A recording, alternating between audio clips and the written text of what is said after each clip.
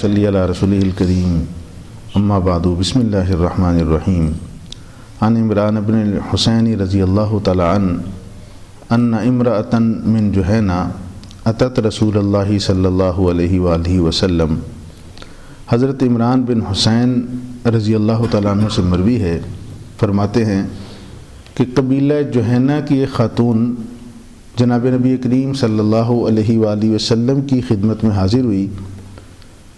وہی حبلہ من الزنا، اور وہ خاتون زنا سے حاملہ ہو چکی تھی۔ فقالت، آ کر عرض کرنے لگی، یا رسول اللہ اصبت حدن، اے اللہ کے رسول میں حد کو پہنچ چکی ہوں۔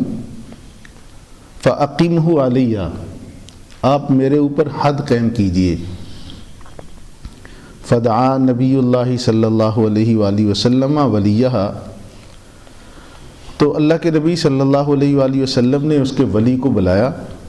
فقال، پھر فرمایا، احسن الیہا، اس کے ساتھ حسن سلوک کرتے رہو۔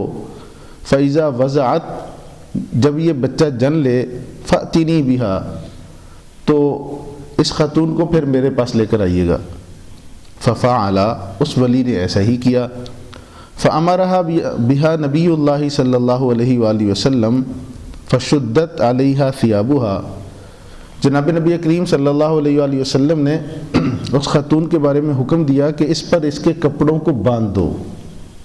ثم امر بها فرجمت، پھر آپ صلی اللہ علیہ وآلہ وسلم نے اس خاتون کو رجم کرنے کا حکم فرمایا کہ اسے رجم کر دیا جائے، سنگسار کر دیا جائے۔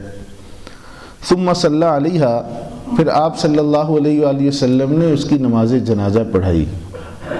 فقال له عمر رضی اللہ تعالی عنہ تصلی علیہا یا رسول اللہ وقد زنت، حضرت عمر رضی اللہ تعالیٰ عنہ عرض کرنے لگے کہ یا رسول اللہ، آپ اس خاتون پر نماز جنازہ پڑھ رہے ہیں حالانکہ اس نے زنا کیا ہے۔ قال، آپ صلی اللہ علیہ وآلہ وسلم نے ارشاد فرمایا، لقد تابت توبتن، اس خاتون نے ایسی توبہ کی ہے، لو قسمت بین 70 من اہل المدینہ لوسعتہم، اگر اہل مدینہ میں سے 70 لوگوں پر اس کی توبہ کو تقسیم کر دیا جائے تو سب کو وہ اللہ کی رحمت گھیر لے۔ وَهَلْ وَجَدْتَ أَفْضَلَ مِنْ أَنْ أَجَادَتْ بِنَفْسِهَا لِلَّهِ عَزَّ وَجَلَّ، کیا آپ نے اس سے کوئی افضل شخص پایا ہے کہ جس نے اپنی جان اللہ کے لیے قربان کر دی ہو؟ رواہ مسلم، یہ مسلم شریف کی روایت ہے۔ واقعہ تو آپ نے سن ہی لیا۔ پہلی بات جو اس واقعے سے معلوم ہوتی ہے کہ کتنا بھی بڑا گناہگار کیوں نہ ہو، جب وہ توبہ کر لے تو بسا اوقات اس گناہگار کی توبہ اس درجے کی ہوتی ہے کہ بڑے بڑے عبادت گزار پیچھے رہ جاتے ہیں۔ توبہ سے اتنا اونچا مقام انسان کو مل جاتا ہے، شرط یہ ہے کہ صدق دل سے ہو۔ اب دیکھیں، خاتون سے بڑا گناہ ہو گیا اور ہمارا صحابہ اکرام یا صحابیات رضوان اللہ تعالیٰ علیہم اجمعین، ان سے متعلق یہی عقیدہ ہے کہ وہ معصوم نہیں ہے۔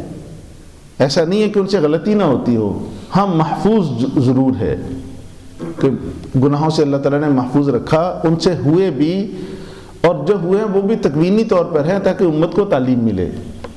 تو گناہ ان سے ہوئے ہیں، لیکن اللہ نے وَلَقَدْ عَفَا اللَّهُ عَنْهُمْ، آپ قرآن کریم اٹھائیں گے نا جہاں بھی، تو جگہ جگہ اللہ تعالیٰ بار بار فرماتے ہیں اللہ نے ان سے درگزر کر دی، اللہ نے ان سے درگزر فرما دی۔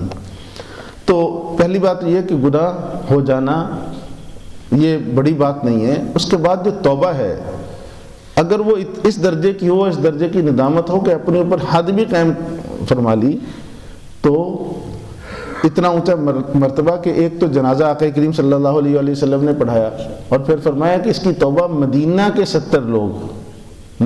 70 لوگ اگر وہ ان پر تقسیم کر دی جائے، سب کی بخشش ہو جائے۔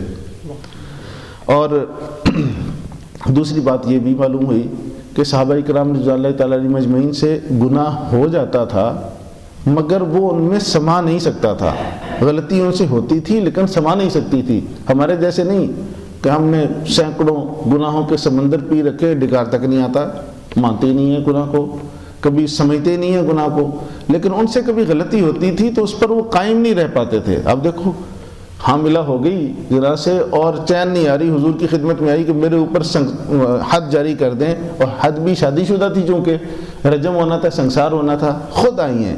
اس میں تو ایک مرتبہ ہے، بعض روایت میں کہ 3 مرتبہ حضور کی خدمت میں حاضر ہوئی۔ حضور نے پہلے تو ایسا ٹال مٹول سے کام لیا، کیونکہ شریعت کا مزاج نا خام خواہ حد قائم کرنا نہیں ہے، حد کا روپ بٹھانا ہے۔ اگر آپ شریعت پڑھیں نا یہ کتابیں قرآن کریم، تو اس میں حد الوسع بچانا ہوتا ہے بندوں کو کہ ان کے اوپر حد جاری نہ ہو، لیکن جو پورے دلائل سے ثابت ہو جائے ان پر جاری کی جائے، خام خواہ پکڑ کر کسی کو کوڑے لگانا مقصود نہیں ہے۔ تو اب ان سے ہوئی، لیکن وہ صحابہ کرام میں سما نہیں سکتا تھا گناہ، تو یہ ان کی بڑی خوبی تھی حضرات صحابہ کرام رضوان اللہ تعالی علیہم اجمعین کی۔